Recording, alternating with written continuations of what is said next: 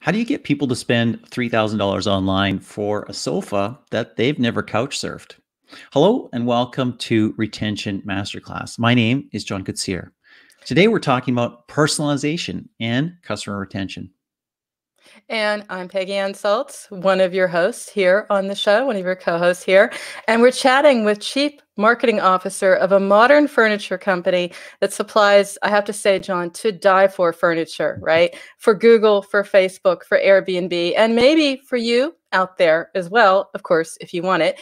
It used to be online only. Then it went into some stores. And now it's probably back to online only because, that is where we are now. But either way, it's a company that is masterfully collecting those data and metrics and what's going to feed into, powerful campaigns. And that's why we have them here on the show. And, I'm pretty familiar, you're pretty familiar, Peggy, with user acquisition managers or growth marketing managers for maybe gaming companies or mobile first companies.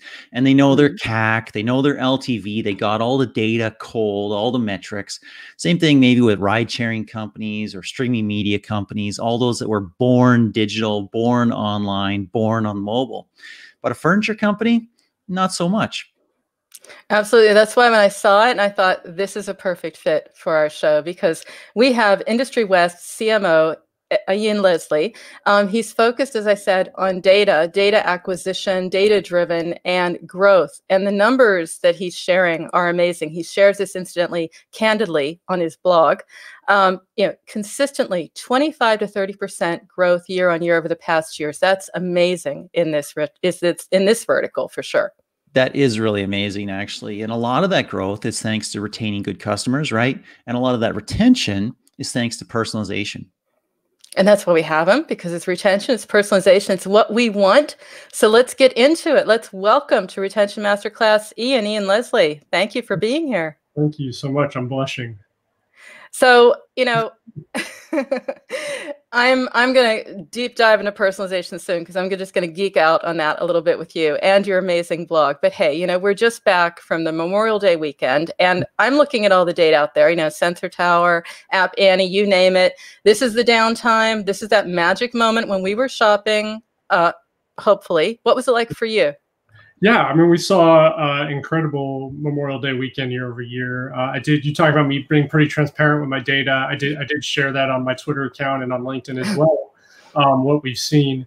So year over year for Memorial Day, our website cash revenue was up 36%, while our media spend was down 11%. So we saw our CPA down 58% year over year, which was incredible for us. Anytime, particularly for a holiday weekend. So we were excited about that. I don't want to kill you with data right now, but definitely we saw what we were seeing in terms of for May and year to date in terms of new customer acquisition, also in terms of repeat customers, where we are there. We could talk about a little later, but yeah, Memorial Day was great for us, and May has been strong on the e-commerce side. So we're pretty excited with the way web is performing for us. That's really amazing. Your sales are up, your cost of acquisition is down. We're in this crazy time, right?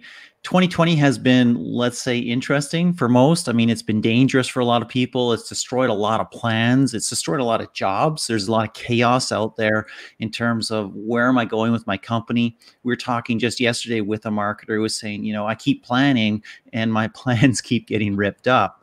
What's your experience of 2020 been? Yeah, I say, Memorial Day weekend's been great and May has been good, but I should couch that with the fact that it's been a struggle. 2020 has obviously been difficult and we've had to make some very tough decisions. Even with the strong holiday weekend, we're going to end up behind where we were May 2019. And obviously, when we're behind last year, we're obviously not going to hit the projected growth that we expected to hit this year. A friend of mine said, being down 10 to 15% is the new flat. So I think we're maybe a little bit better than the new flat, but we're still, going to be behind last year. And it's been tough and we've had some challenges.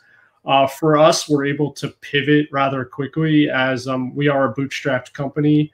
We are not venture backed, which kind of gets into a whole other kind of conversation, but it does enable our ability to pivot quickly. And I think where we've been able to be successful is being e-commerce first. So whereas a lot of legacy brands in the furniture vertical are kind of scrambling with real estate being closed, we just kind of got back to what we knew, which was e-commerce. I won't put words in your mouth, Ian, but I would say that maybe pivoting with personalization, that might be something going on here, because I'm reading your numbers. You introduced it, and then you announced, a 15% increase in average order value, an 8.1% increase in revenue since introducing, personalized content, which is fascinating, because you don't think of furniture and then think of content necessarily, but it's about the presentation, it's about the personalization. What does that mean for you? Yeah, I mean, I think it took me a while to get sold on personalization. I think personalization was all the rave starting, maybe 6 or 7 years ago. I was working in higher ed at the time, and on the marketing front in lead generation, demand gen for higher ed, and trying to recruit new students to the university I was working for. And I wasn't quite sold on personalization in that regard.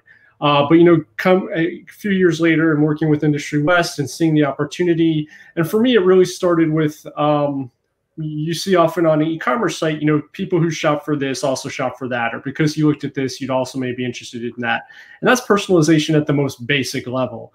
Whether it's, me and my favorite soccer club, and because I looked at this from them, I may be interested in other items for them. I think, that's personalization at the most basic level that I think every, good e-commerce company needs to be looking at. And that could be anywhere on the PDPs or the homepage or the PLPs. There's tons of opportunities for that placement.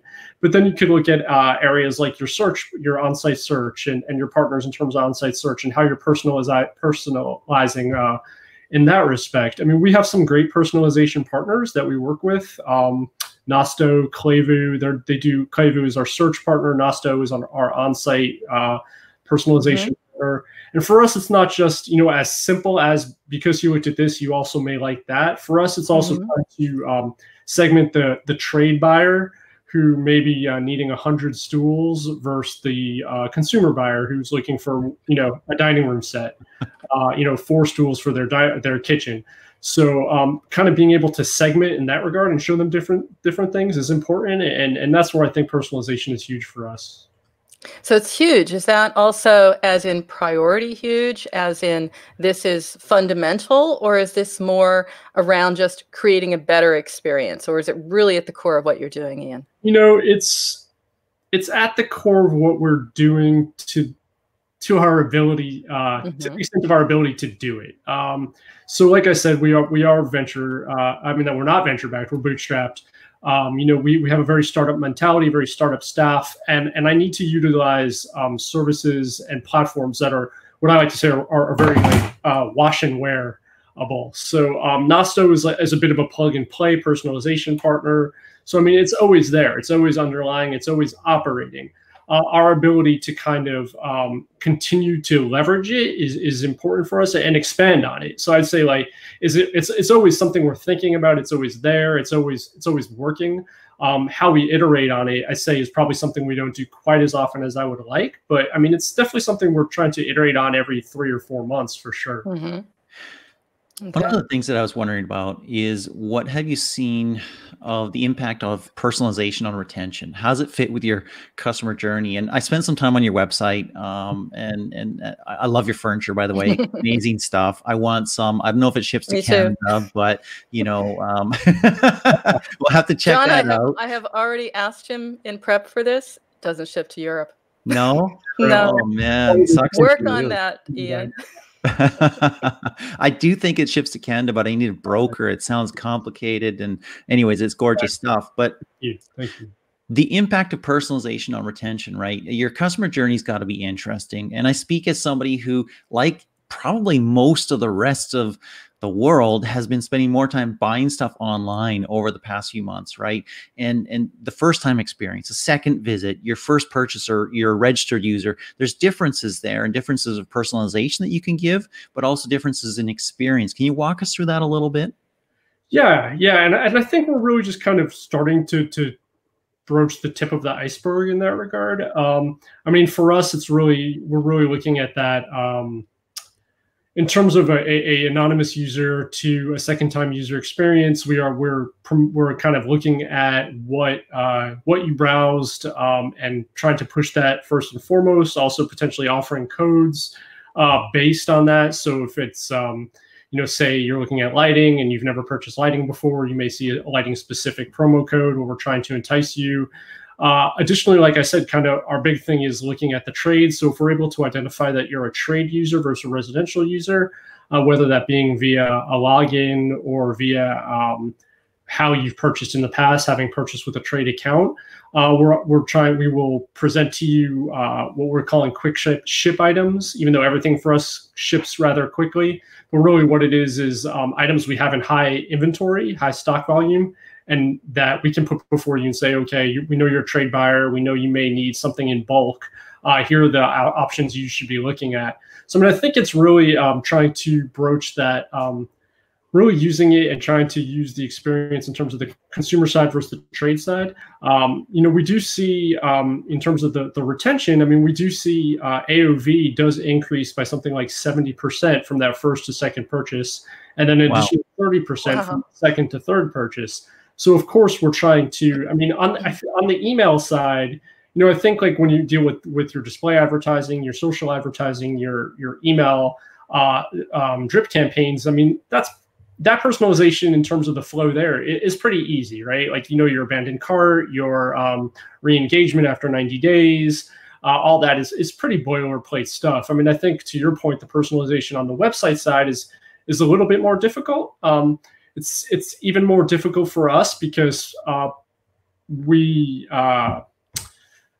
about 40% of our customer base is actually transacting online, whereas because furniture is a bit of an old school vertical, the remaining kind of trade focus is still transacting through our reps via email or over the phone. So it's harder to kind of segment them and pull that data out of the CRM, which is all things we're working on. And I mean, I think, that experience, specifically on the advertising side, as we're able to churn out segments based on when was the last time they purchased, what did they purchase, what's on their quote, and how do we show them different iterations of the site or different display ads based on that is really what we're looking toward next.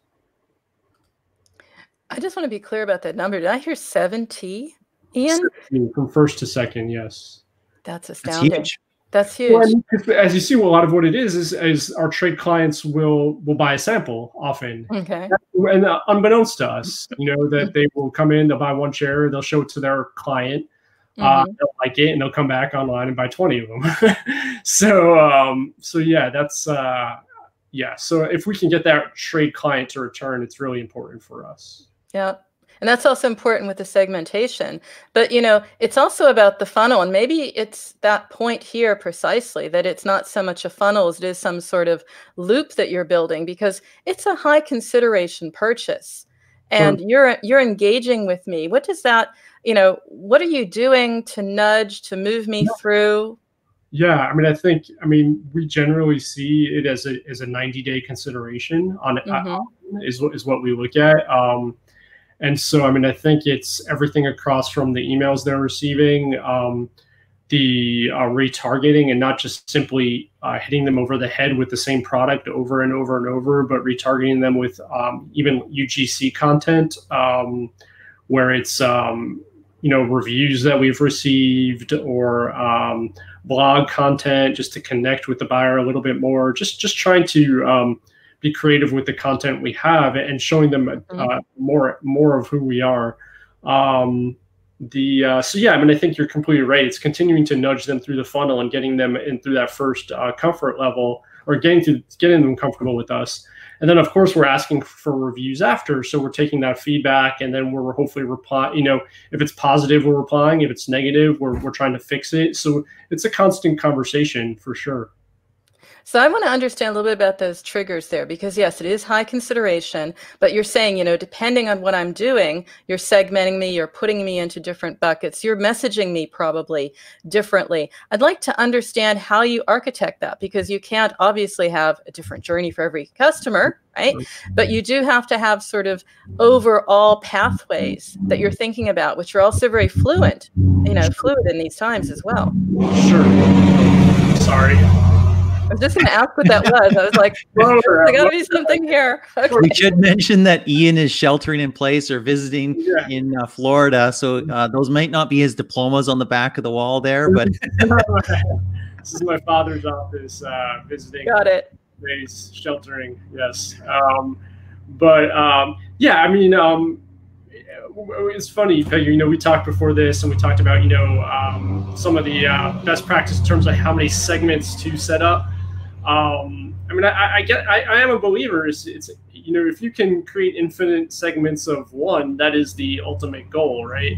I mean, you want to get as granular as possible, but of course that's impossible. So, I mean, I think we utilize the tools we have. Like, we were able to build tons of segments via Nosto to personalize, what categories they're looking at, if they hit the checkout page, if they, how much in their cart, all those sorts of things. And then we could put those into different workflow or different comm flows via our email partner. I'd say, and of course we have comm flows for when you create a trade account, when you submit your email via the modal, when you create a consumer side account. So, I mean, I think we actually probably do have more comm flows than the average e-commerce site. But even with that, we're probably woefully short in that regard, because, it's difficult to create comm flows for everybody. You can't have infinite funnels. Everybody wants that. Yeah, right. Yeah, infinite segments of one. It's difficult to achieve. It is difficult to achieve. Go ahead, Peggy.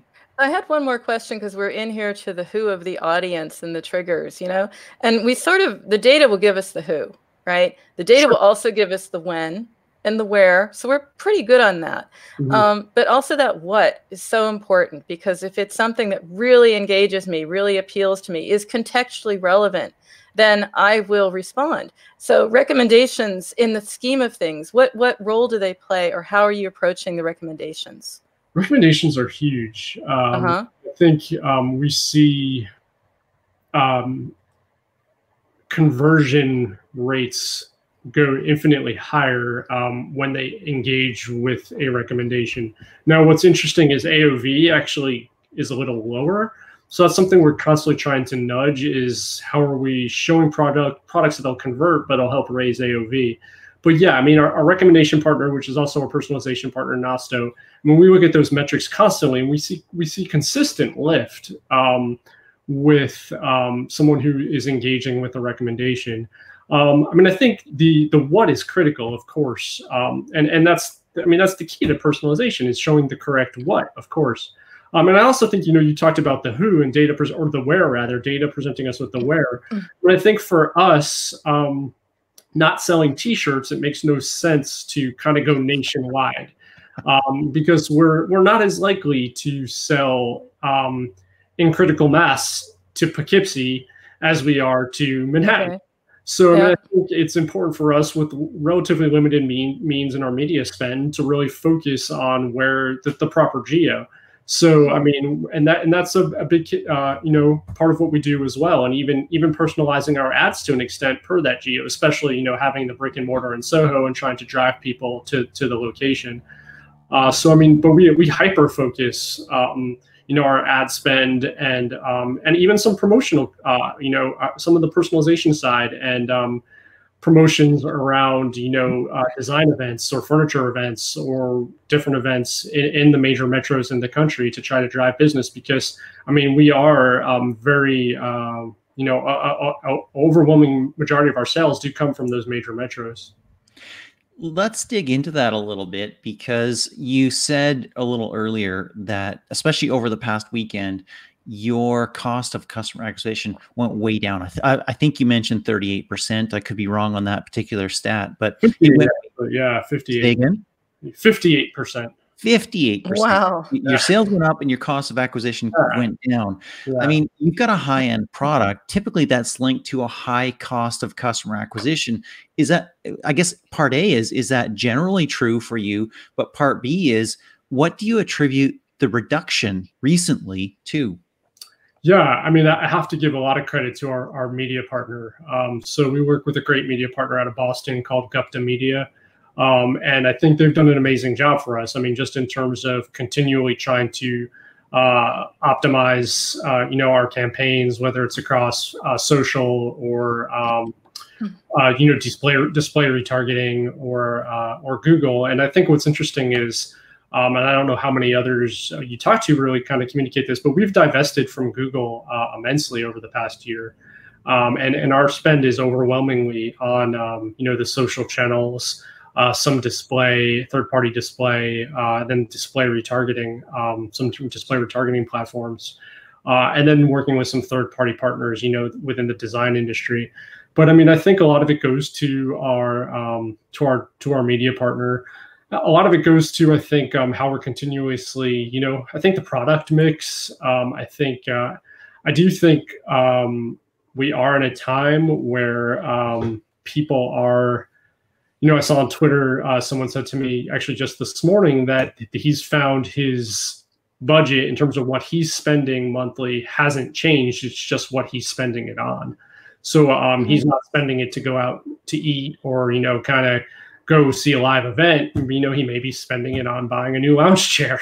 So I think we are striking a chord in terms of the home space, and we're in a time where people are trying to update their home, and we're definitely seeing an uptick on the consumer side for us. What we're not seeing is an uptick on the trade side, and hopefully that will. But yeah, I mean, so. And that makes tons of sense, right? Because those showrooms have been closed or they're reduced in capacity, right? And people are spending more time home, so they want to improve that home environment. That makes a ton of sense. I have to ask this question, and I hope it's at the right time here, because I looked at your site, as I mentioned, twice now. Sorry.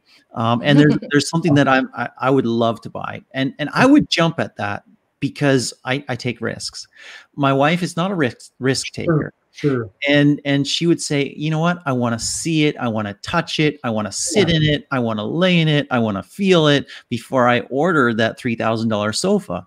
Sure. Talk to me about how you overcome that barrier to sales.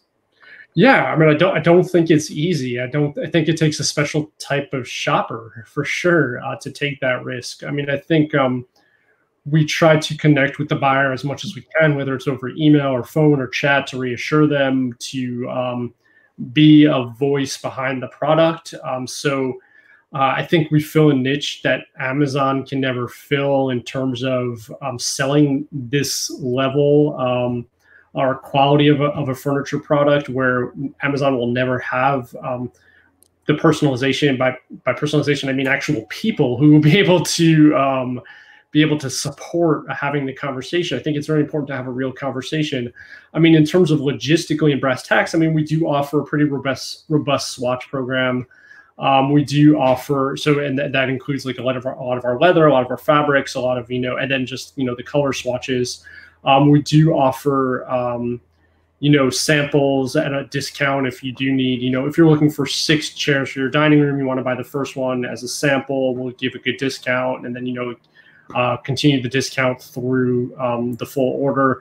But I mean, I think it's difficult. I think, which was why we were looking at showrooms, which is why we opened Soho, and then why we were pre-pandemic, we were looking at California, because we had critical mass of people there who would email in or chat in or call in and say, hey, I'm about to open a restaurant and I'm interested in this bar stool, but I want to sit in it. Or we had someone on the 18th floor of a Manhattan condo who said, hey, I love this sofa, but I want to sit in it.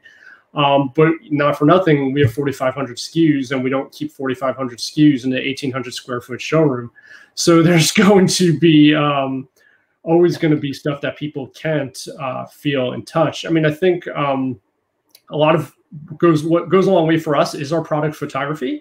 We do all of our photography in-house and always have, and it's just such a high priority for us, and I think plays huge into the comfort level of people have with the product, because it's just product on white, and we just want to show it to you. It's what it is. We're going to show it to you from a dozen different angles and really kind of try to gain your trust and the comfort level via that. But there's a lot of people. It's a big step. It's a big step, and you don't know.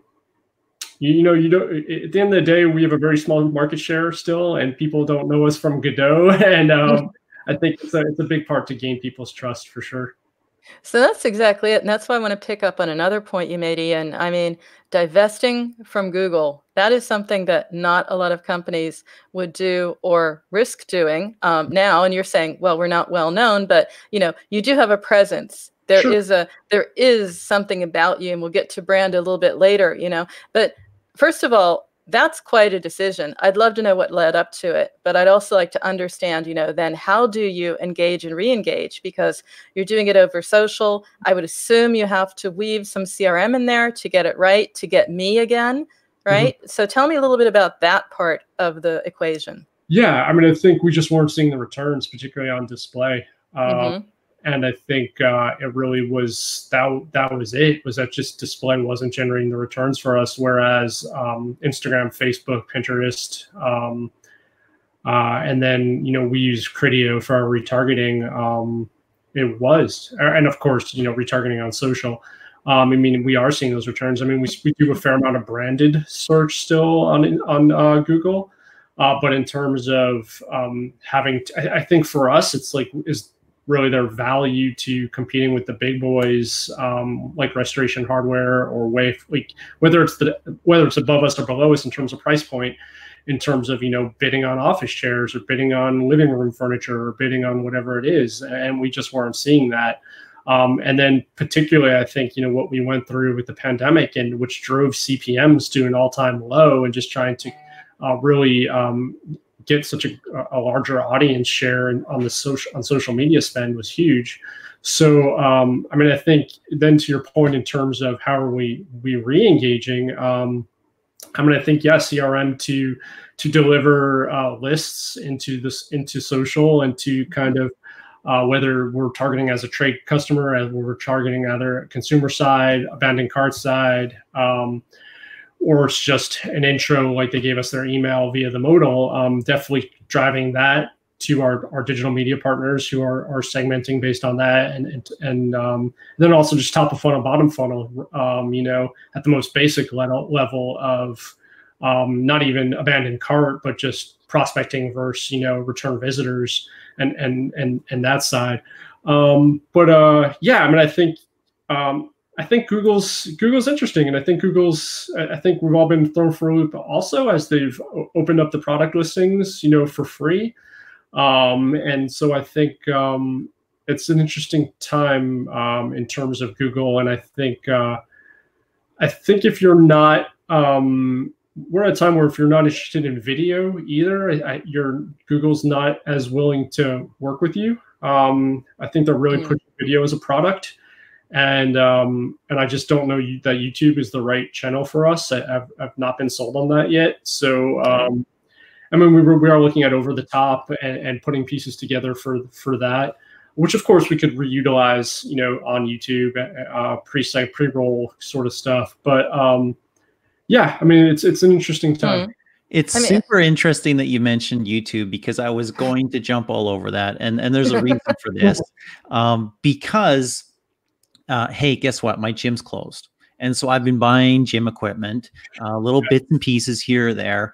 And there's some pieces, and I go to this retailer who is clearly a bricks and mortar retailer, but okay, fine. We got a website. Yeah, you can order off of it. And I can see like the standard given by the manufacturer description there. Mm-hmm. And for this piece of equipment, I actually want a video. I want to see how it works. I want to see how it functions. I want to see its relative size compared to an actual person or a room, other things like that. Mm-hmm. And so maybe I'm wrong, and you will know what's better for your business than I will, obviously. But when I was browsing your site, I wanted to see some video. I wanted to see some video of somebody sitting in a chair or in a sofa. I wanted to see some video around it and other things like that. And so I thought, hey, that might be an interesting thing. So again, you're no, and I don't think that's wrong. I guess, you know, we could segment video two ways in terms of, you know, on-site content, which I think, yes, in a perfect world, I would love every piece to have a 360 kind of, you know, panoramic of the piece, and then the piece in context in an apartment in Toronto, you know, showing the sofa in context in Toronto. But you know, it kind of goes back to priorities and as a bootstrapped company and what you can really do. I mean, I was thinking video more in terms of, you know, people looking at, you know, Saturdays, catching up on Saturday's SNL skits on YouTube. Are they really going to care to see the 30-second commercial from me ahead of that skit? I couldn't agree more. Yeah, I couldn't agree more. That's exactly the way I was thinking of it. Yeah, but in terms of content, I mean, I think, of course, like more content, the better.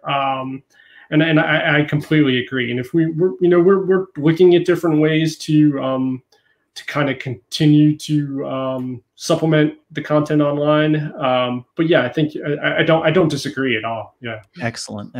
I always love it when somebody says they don't disagree. I think it means that they agree with me, but I'm not 100% certain. I'm just bugging. Next week, you're going to see videos on his website. Yeah, exactly. Just a couple pieces. That one couch he wants, right? And the invoice is in the mail. The invoice is in the mail. So you mentioned coronavirus. You mentioned, I guess, a few minutes ago now, and you mentioned that it's caused some changes in your sales velocity, your cycle. We've been doing a new rules of marketing engagement series, Peggy and I, with a client, Clever Tap, which also sponsors this podcast, by the way. And we've been talking to marketers all over the world about what's changed in their messaging, what's changed in their business model, what they're pivoting into. Can you talk to us a little bit about how you've adapted your marketing, your messaging, your retention strategy, those sorts of things? Yeah, of course. I mean, I think to your point just a second ago, I mean, not video per se, but we are looking at how do we connect with the homeowner more as opposed to showing it in a commercial setting.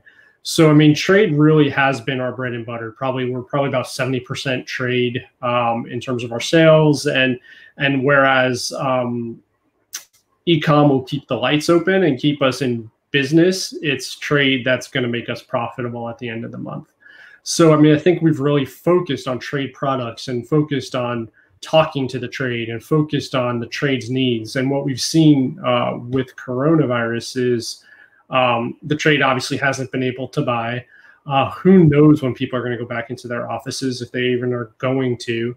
Suddenly to the trade takes on a new tone and a new angle because the trade is now working at home.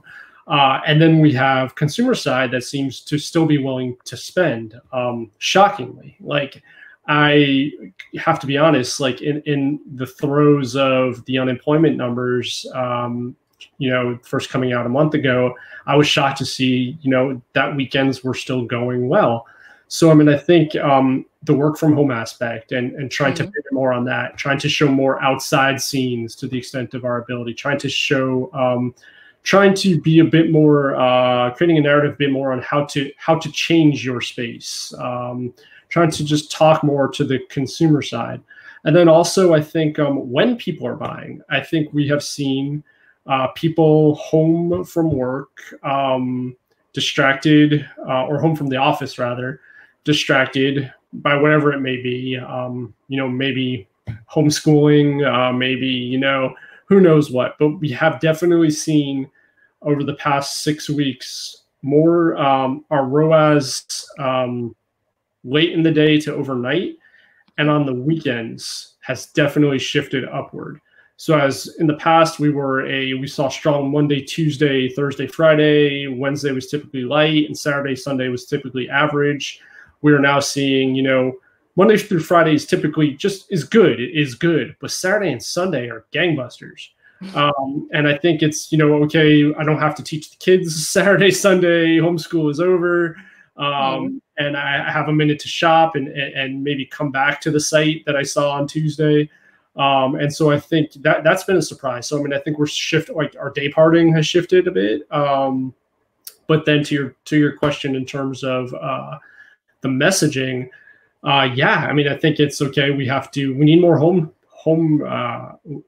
editorial shoots. We need more, we need to make it warmer. We need to even consider in our product mix.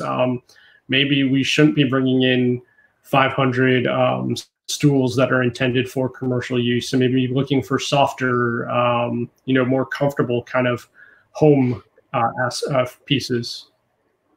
That's fascinating, because you're talking about the assortment matching the messaging. You've got great detail around, what are the gangbuster times for shopping, for example, and you put that all together and you say, okay, so if they're doing more on the weekend, then maybe that's more of a personal time. Maybe that's more of a messaging time as opposed to emails in the week. I'd just like to understand a little bit about that, because you have an interesting situation as well. You're online. You're physical. Okay, we'll leave that out for the moment. We're mobile first, most of us, right? So how does that all sort of come together? You have to come up with messages that bridge the gaps and blend our downtime and our sort of our uptime, if you will, our non-shopping time. Yeah, I mean, I think it's difficult. It's I guess it's also like, who even knows when shopping times are anymore? I don't think they ever stop, actually, but I'm female, so I'm going to say that. I mean, when I was in higher ed, I mean, I always, I always complained, like, why are we sending emails to high school students at 11:30 in the morning? Like, we should be sending them at 3 o'clock in the morning when they're sitting on bed, like, texting their friends. So, I mean, I think, yes, I mean, I think it's interesting. I mean, I think I don't know that our messaging changes around that, but more our availability. So we've made sure we're an East Coast company. Generally, our entire staff is East Coast, but we've made sure to staff for West Coast hours more so now than ever. We've made sure to open up, make sure we have chat reps online through the weekend. Pretty much, for business hours through the weekend, which has been huge. I mean, the chat, the revenue we bring in via chat, as the primary first touch point, has been incredible, particularly on the weekends.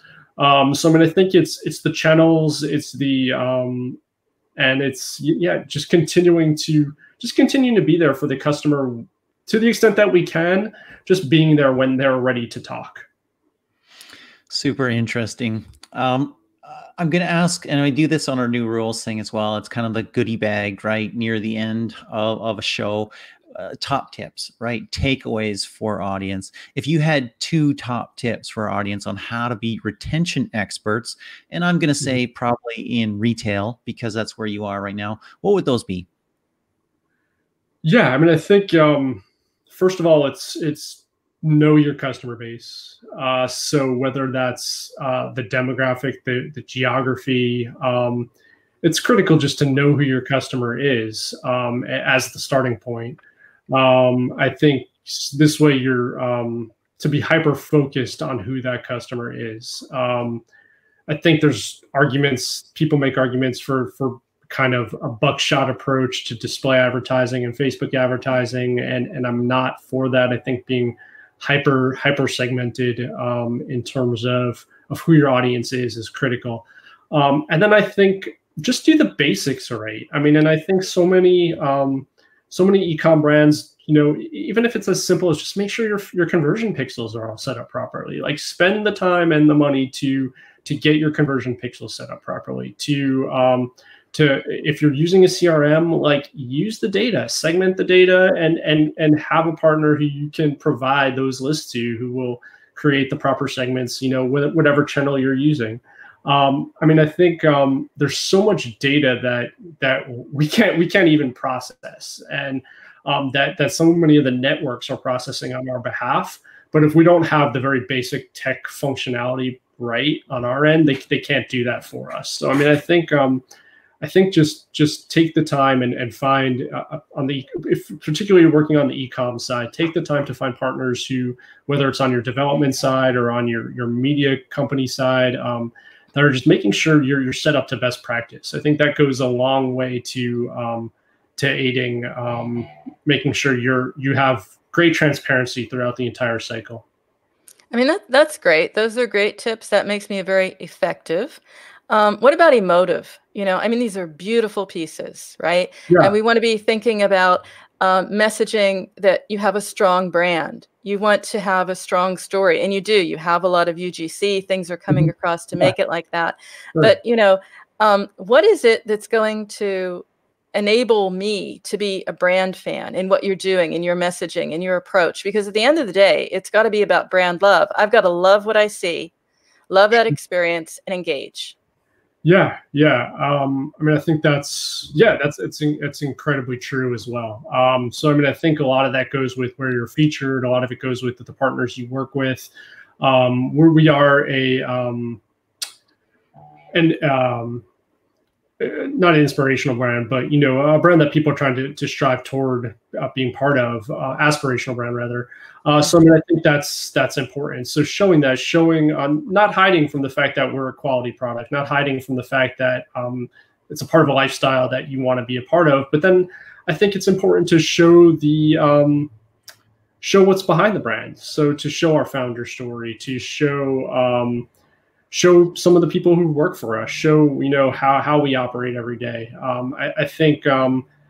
I think it's going to be polished, but I don't think you have to be too polished. And I think it's something be something that people want to be part of. I think the whole community aspect is a little bit overblown. I think there's a lot of venture-backed companies out there who push community, and don't make a dime. I think what's important is to back your product. And just say yes to the customer. I mean, at the end of the day, we want to make everything right with the customer. And I think that's why people want to be part of us, and why before I started, before I was able to take on rebuilding our email platforms and rebuilding SEM and SEO and display marketing, before that, we were growing because people word of mouth knew that we would get the order right. And if we didn't get the order right, we would make it right. And I think that's so important to who we are as a brand and what we do. I love that part about not being too polished, because I often feel that way. Sometimes the simplest thing where you've got basically your phone and you're recording a video or a just heartfelt blog post, if it feels too polished, it feels contrived. If it's kind of raw, it feels more authentic. Sure. Yeah. Absolutely more real. And I love that part about, just yes to the customer. Yeah. As your customer, I'll go along with that. Yeah, sure. Absolutely. So I think we have quite a lot here to work on. Absolutely. I think and some amazing numbers. And Ian, shameless plug here because I found it. Ian, your blog, which I hope you will continue. You started that in April. So you're new to Medium. And that's where I would imagine you're still being as candid as you are right now with us. Yeah. So, I mean, I am on Medium at IR Leslie, and I post a lot of numbers and stats on my Twitter as well, which is IR Leslie. And yeah, I mean, I think always I like to hear from different, e-commerce marketers, and I think there's a good group out there that are willing to share. I think it's silly to hide what you're doing and how you're doing it, because there's so many ways to see what everyone's tech stack is and what everyone is doing. So, I mean, I think we can all learn from each other. And I think it's an important time to be transparent and to just to see how we're all kind of working through this together. Absolutely, Ian. That's why you were such a perfect fit for us today on Retention Masterclass. Seriously, great to have you here. Thanks for joining. Thank you. Thank you guys. I appreciate it. And Canada for sure. And we will work on Germany. I love this. We have pull now. Okay. Yeah. Maybe I'll ship it to my house, Peggy. Then I'll ship it to your house. You're on around the world a couple times in between, and we'll own the shipping company before it comes. So my boys and I are big German soccer fans, so we'll work something out. Okay. Well, Bundesliga is pretty much the only league that's active right now, so you got to watch something. Yeah, well, thank you for joining us. It's been a real pleasure to have you on Retention Masterclass. And for everybody else who's watching or maybe listening later on, whatever platform you're on, please like, subscribe, share, comment, all the above. If you love this podcast, hey, rate it, review it. That'd be a massive help. And until next time, as always, keep well, stay safe. This is Peggy Ann Saltz here at Retention Masterclass. And this is John Koetsier. Have a great day.